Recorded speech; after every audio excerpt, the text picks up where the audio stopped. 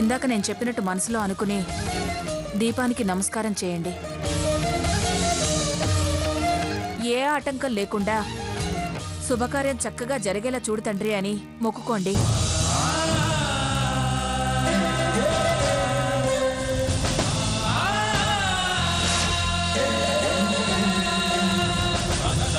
ప్రదక్షిణాలు చేయండి.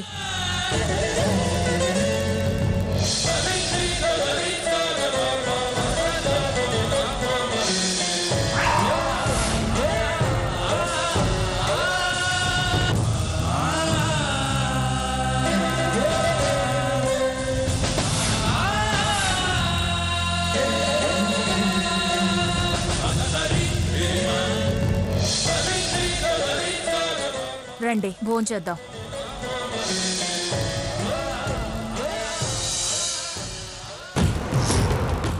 ఆహా, డబుల్ వాయిస్ బాగానే మెయింటైన్ చేస్తున్నావు వదినా.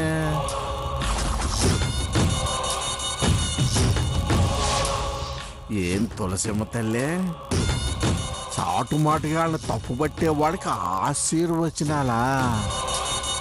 నాకటు మనవడి చేత ముసలావిడి చేత ఎడపెడ చెంపదెబ్బలా?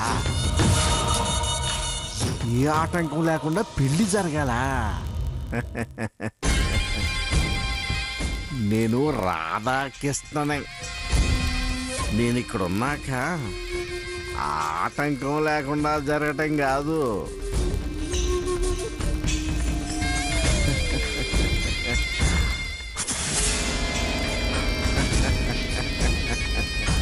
అసలు పెళ్ళి ఎలా జరగనిస్తాను?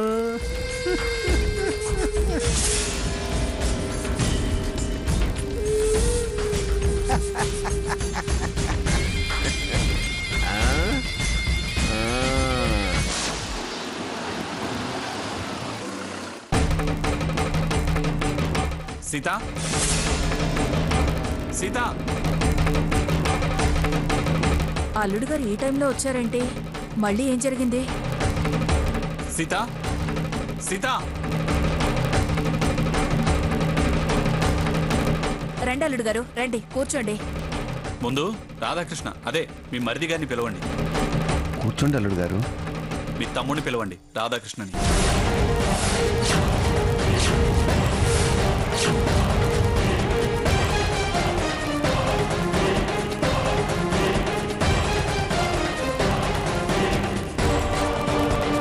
రాధాకృష్ణ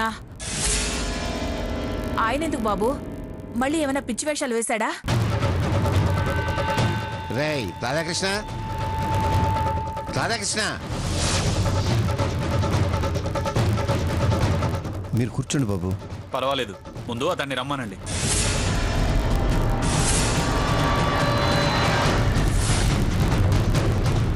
రే రాధాకృష్ణ, అల్లుడు గారు వచ్చారు, నిన్ను రమ్మంటున్నారు, త్వరగా రా.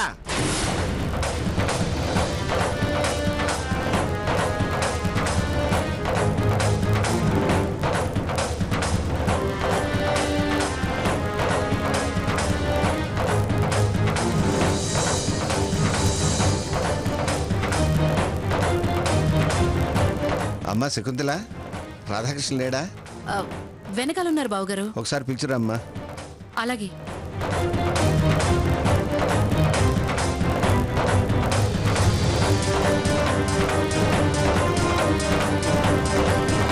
కూర్చోండి అల్లుడు గారు. పర్వాలేదన్నానుగా, వదిలేయండి.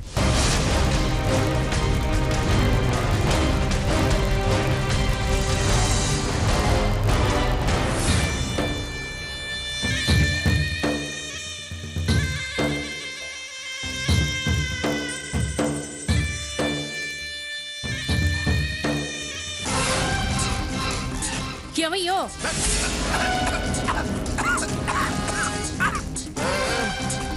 కాస్త దూరంగా ఉన్నప్పుడే పిలవచ్చుగా. చెవులో పిడుగు పట్టట్టు అయింది. పిడుగు పడ్డా మిన్ను పడ్డా నీకేం కాదులే గాని నువ్వురా. చుట్టగాల్చుని వస్తాలే. మళ్ళీ ఆ మంగమ్మ ఇంట్లో ఏదో అంటించినట్టున్నావు. నీకోసం అల్లుడు గారు వచ్చారు, పిలుస్తున్నారు. అల్లుడు గారు వచ్చారా? నేను ఒక మాట అనలేదు. నా కోసం ఎందుకు వచ్చాడబ్బా? ఏమిటట్ట విషయం? ఏం చెప్పలేదు, సీరియస్ గా నిన్ను పిలుస్తున్నారు, నువ్వు పద.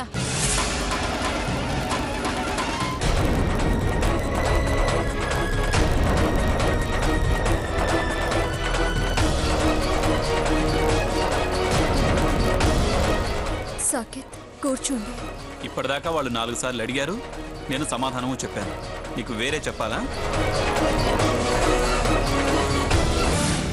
నిన్నే విషయం కూపీలాగినా వెనక ముందు వివరాలు అడిగినా నువ్వు కాస్త ఒళ్ళు దగ్గర పెట్టుకుని సమాధానం చెప్పు.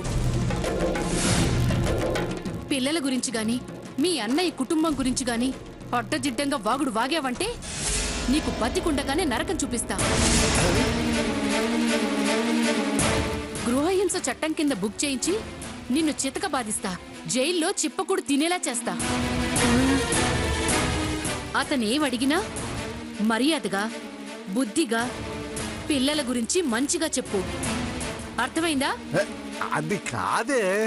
ఆ కాదే అన్న మాట వద్దు. బంగారం లాంటి పిల్లల మీద అభాండాలు వేయొద్దు, మట్టి కొట్టుకుపోతావు.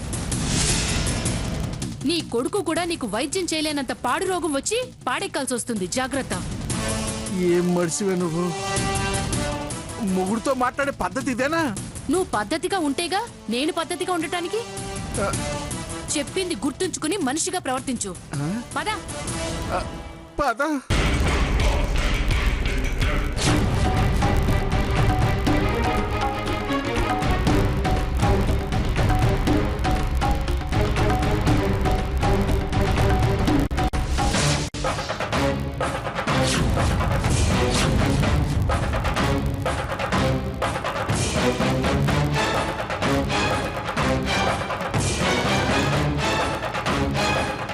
మా నాన్న హాస్పిటల్లో ఉన్నాడని జ్ఞానికి ఫోన్ చేసింది నువ్వేగా?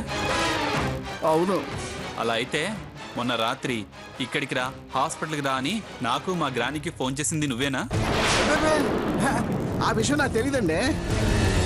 సరే, ఈ విషయం ఫోన్ చేసి చెప్పడంలో నీ ఉద్దేశం ఏంటి? ఉద్దేశాలు గట్రా అట్లాంటివి ఏమి లేవండి. మరి ఎందుకు పని కట్టుకుని ఫోన్ చేశావు?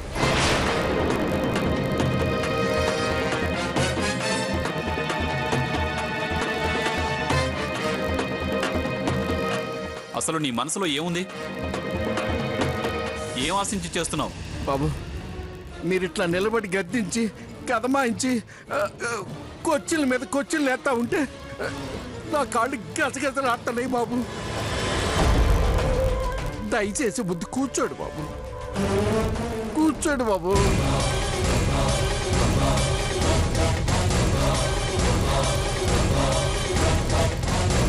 మీరు నిదానంగా ఉంటే నేను సావధానంగా సమాధానం చెప్తాను. కూర్చోండి బాబు, ప్లీజ్. కూర్చో బావా. కూర్చోండి బాబు.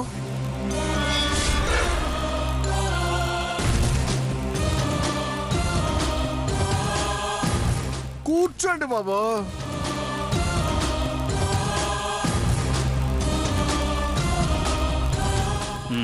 చెప్పు. అది అది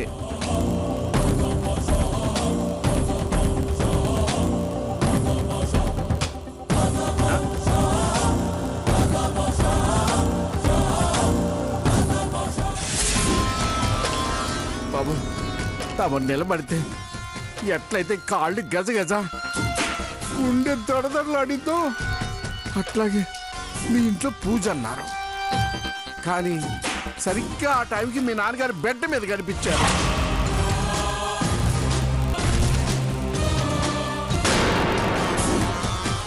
అంతే.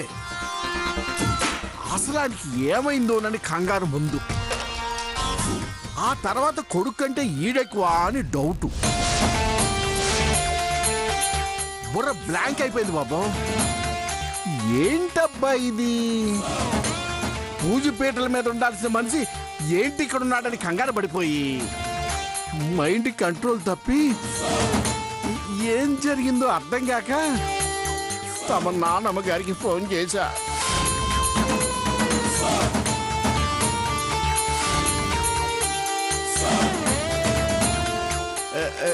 కండిషన్లో నేను బుర్ర కదా, కాత తిక్కగానే మాట్లాడా. ఒక మాటలో చెప్పాలంటే తిక్కలోండి కదండి. కొంచెం తిక్కగానే ప్రవర్తించా. ఇన్ఫర్మేషన్ తెలుసుకోబోయి రాంగ్ ఇన్ఫర్మేషన్ ఇచ్చినయ్యా.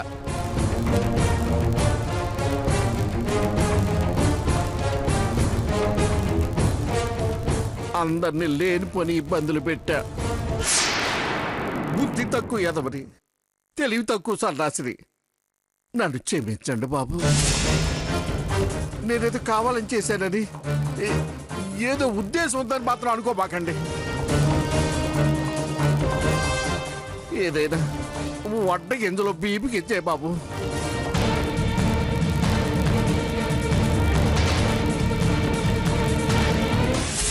అయినా బాబు, నేను తెలివిగలవంటే అయితే తమరి చేత, తమ నాన్నమ్మ గారి చేత చెంపలెత్తుకు పాలు కొట్టించుకుంటాను బాబు. నా ఎరితనం మీకు నా చెంప చెళ్ళు అన్నప్పుడే అర్థమై ఉంటుంది.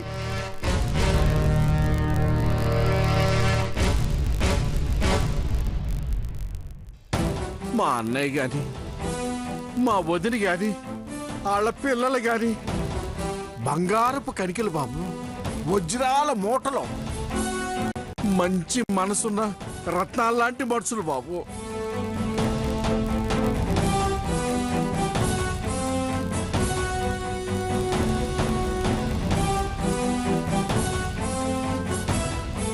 నేను చేసిన పొరపాటుకి సిగ్గుపడుతున్నానయ్యా. తమను క్షమాపణ అడుగుతున్నానయ్యా. అన్నీ మర్చిపోయి నన్ను మన్నించి తమ మనసులోకి ఏమీ రాకుండా ప్రశాంతంగా ఉంటాడు బాబు.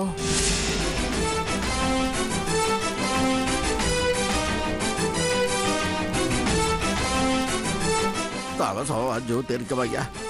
ఓ శాంతి శాంతి శాంతి శాంతి. అసలు నువ్వు హాస్పిటల్కి ఎందుకు వెళ్ళావు? ఎప్పుడంటారు బాబు?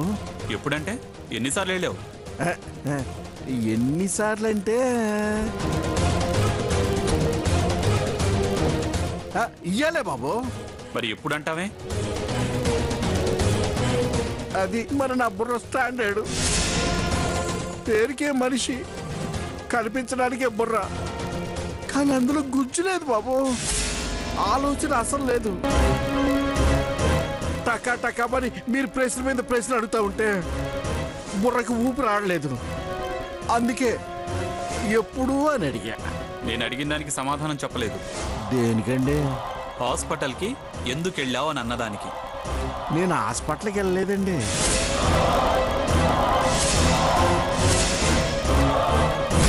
టకా టకా మరి మీరు ప్రశ్న మీద ప్రశ్న అడుగుతా ఉంటే బుర్రకు ఊపిరి ఆడలేదు. అందుకే ఎప్పుడు అని అడిగా. నేను అడిగిన దానికి సమాధానం చెప్పలేదు. దేనికండి? హాస్పిటల్కి ఎందుకు వెళ్ళావు అని అన్నదానికి. నేను హాస్పిటల్కి వెళ్ళలేదండి.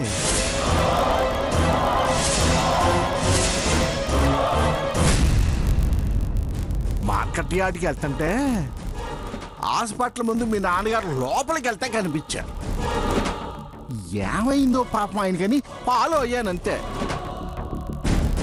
అబ్బాయికి అదే మా సేత్తో పాటు రేడియోలో పనిచేస్తాడే ఆ రఘుకి రక్తం ఇవ్వటం చూసి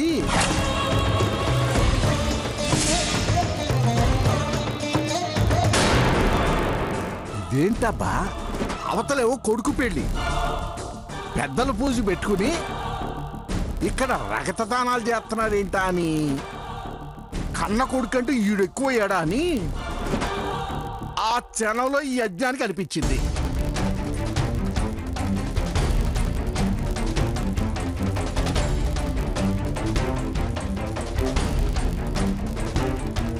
తర్వాత అన్ని దానాల్లోకి నేత్రదానం, రక్తదానం గొప్పదని బోర్డు కనిపించి కళ్ళు తెరిపించింది. ముందు కంగారు, తర్వాత పశ్చాత్తాపం.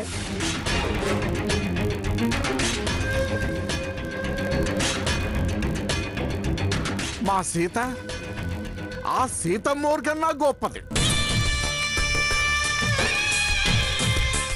తమరు రాముడు బాబు, సాకేత రాముడు.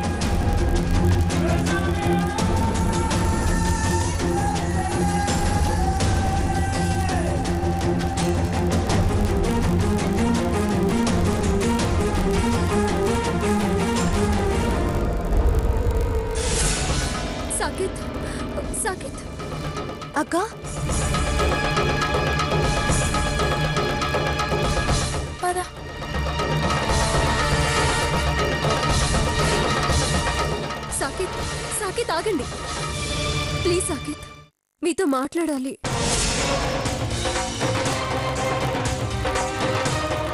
నేను ఇప్పుడు వినే మూడ్లో లేను. ఒక్క నిమిషం, ఒక్క మాట. This is not the time. Please Saket, trust me. అది బిహేవియర్ మీద ఆధారపడి ఉంటుంది. అక్కడే పొరపాటు పడుతున్నారు. అందుకు కారణం నువ్వే.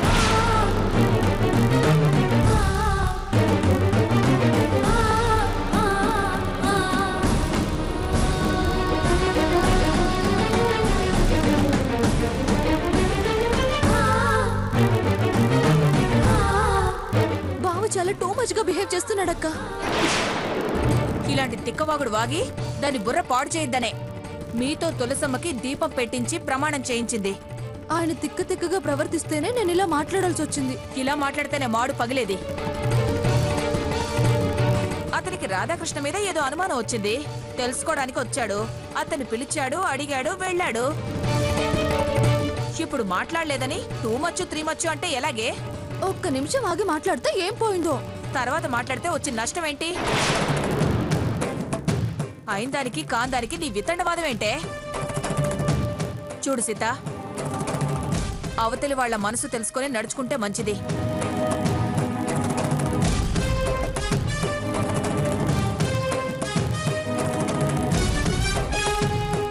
అతన్ని కాబోయే భర్తే. ఈ క్షణం వరకు జరిగిన వదిలే. తర్వాత మాట్లాడితే వచ్చిన నష్టం ఏంటి? అయిందానికి కాందానికి నీ వితండవాదం ఏంటే? చూడు సీత, అవతలి వాళ్ళ మనసు తెలుసుకొని నడుచుకుంటే మంచిది.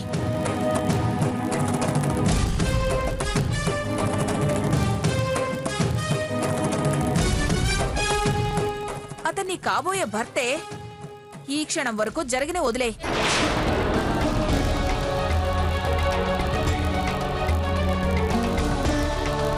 అతను కోపంగా వెళ్లిపోయాడే అని ఆలోచించకో. ఏదో మనసు బావుండలేక వెళ్లిపోయి ఉంటాడని మనసుని సమాధానపరుచుకో. రేపు కాపురానికి వెళ్ళాక ఇలాంటి పరిస్థితే ఎదురైతే ఎదురుపడి వాదన పెట్టుకోకు. గొడవలు పెరుగుతాయి. మనసు తెలుసుకొని మసలుకుంటే మంచిది.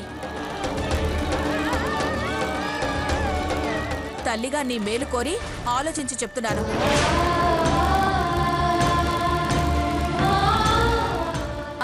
నీ మనసు బాగోలేనప్పుడు సీత అని పలకరిస్తే కస్సుమంటావు కదా, అలాగే తను ఇప్పుడు అన్నాడు అనుకుని వదిలే.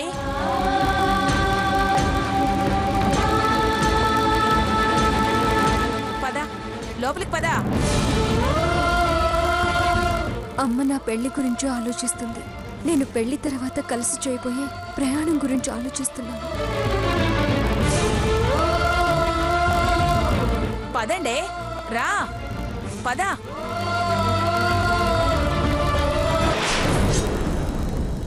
లక్ష్మి, లక్ష్మి, వస్తున్నా అత్తయ్య.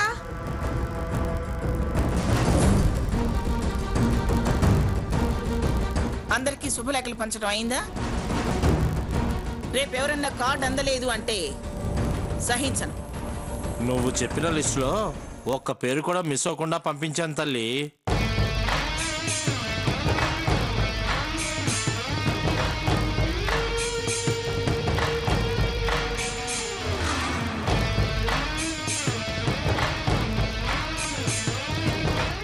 ఏమిటే వీధి గుమ్మం తెరిచిపెట్టావు? రోజు చెప్పాలా నీకు? ముందెళ్ళ తలుపేసిరా. అత్తయ్య, అది ఏమిటి? సాకేత్ బయటకు వెళ్ళాడు, వచ్చాక వేద్దామని. ఏమిటి? సాకేత్ బయటికి వెళ్ళాడా?